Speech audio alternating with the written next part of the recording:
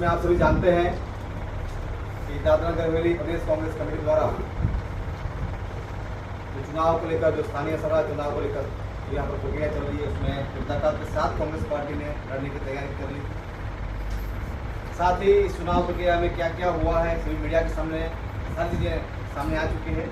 और इस चीज़ को लेकर जो प्रदेश में वर्तमान समय में जो हम देख रहे हैं, आप लोग सभी वोट चोरी को लेकर हमारे नेता आदरणीय राहुल जी गांधी द्वारा पूरे देश भर में एक अभियान, एक मूवमेंट शुरू हुआ है।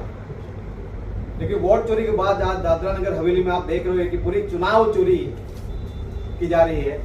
और उसी चीज़ को लेकर यहाँ जितनी भी चीज़ें चली है या जो ध्यान में आई है, वो तमाम चीज़ें हमने ऑल इंडिया कांग्रेस कमेटी के हमारे तमाम वरिष्ठ नेताओं को इसके बारे में जानकारी दी।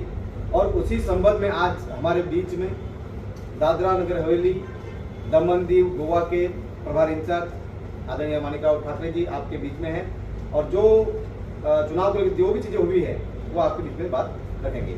को बुलाने के बाद भी आप हमारे रिक्वेस्ट पे आप यहाँ पे आए हैं। और इसी वक्त मैं दीपावली की भी आप सभी को शुभकामनाएं देता हूँ। और दादरा नगर हवेली के सभी हमारे जो भाई बहनें हैं उनको भी मैं मुबारकबाद देता हूँ। और नए वर्ष की शुरुआत भी है। लेकिन आज जो घटना दादरा नगर हवेली स्टेट में, यहाँ की जो बीजेपी और यहाँ के जो प्रशासक है प्रफुल्ल पटेल, इन्होंने दादरा नगर हवेली के जिला परिषद और नगर परिषद के चुनाव में जो वोट चोरी ही नहीं, पूरा चुनाव ही उन्होंने चोरी किया हुआ है, ये स्पष्ट हो चुका है। उनको पूरी तरह डर था, बीजेपी को डर था, प्रफुल्ल पटेल को डर था कि यहाँ वो जीतने वाले नहीं हैं। लगातार जो 3 महीने से यहाँ पे प्रभु टोकिया जी के नेतृत्व में सभी नेता कार्यकर्ता एकजुट होकर इस प्रफुल्ल पटेल के जिस तरीके से उनका रवैया है, लोगों को कुचलने का,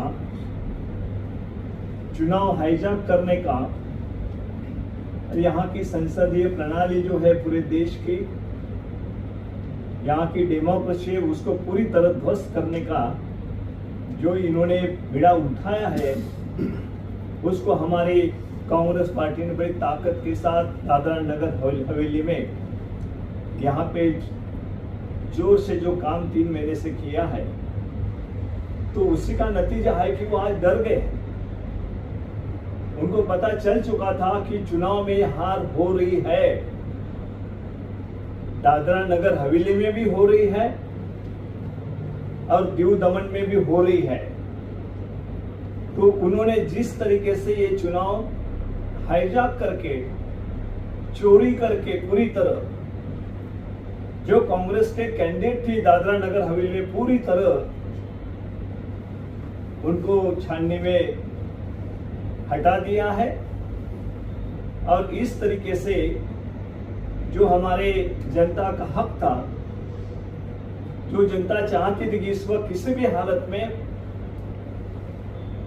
प्रफुल्ल पटेल जो प्रशासक है, उनसे जो त्रस्त आई हुई थी सभी जनता, उनको सबक सिखाना चाहती थी ये चुनाव के माध्यम से। इसी के डर से उन्होंने, बीजेपी ने ये चुनाव जीतने के लिए अपोजिशन के सब फॉर्म वहां पे रिजेक्ट कर दिए। और कोई भी जो भी कागजात दिए थे उस पहले से ही उन्होंने प्री प्लान था। जब अधिकारियों को पूरे क्लच में लेना, यहाँ के जिला अधिकारी, यहाँ के उनके मामलेदार, तहसीलदार से लेकर ये पूरी तरह सबसे पहले से ही इस चुनाव में कागजात अपोजिशन को नहीं मिलने देना, यहां से शुरू हुआ। और जो उन्होंने बड़ी मुश्किल से 7 दिन दिए थे अंतिम फॉर्म भरने के लिए, उसमें भी संडे, सैटरडे संडे आ गया। बाकी जगह पे उन्होंने कहा कि यहाँ नहीं वहां देना पड़ता है, कागजात नहीं देने दिए। 2 बार उसमें उन्होंने कहा कि ये कागजात होना, उन्होंने उसमें भी कहा कि नहीं ये नहीं और चाहिए उसमें। इस तरीके से लगातार ये चुनाव को उन्होंने हथियाने का पहले से षड्यंत्र रचा था और उसका नतीजा आप देख रहे हैं। ये जो कांग्रेस के जो कैंडिडेट थे, इसको डिस्क्वालीफाई करना कोई कारण नहीं होते हुए, किसी को भी ये नहीं बताया गया कि भाई को किस वजह से तुम्हारा फॉर्म रिजेक्ट हो रहा है। वहां अगर कोई हमारा फॉर्म क्यों रिजेक्ट हुआ ये बात करने के लिए कुछ लोग गए, तो कलेक्टर ने खुद कहा कि इनके ऊपर कार्रवाई करो, इनको अरेस्ट करो, जेल में डालो।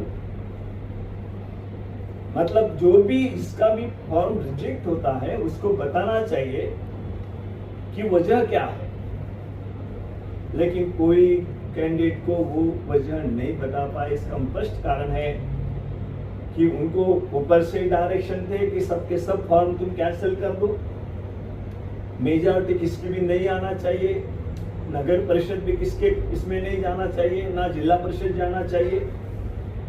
मेजॉरिटी से उन्होंने फॉर्म रिजेक्ट कर दिया।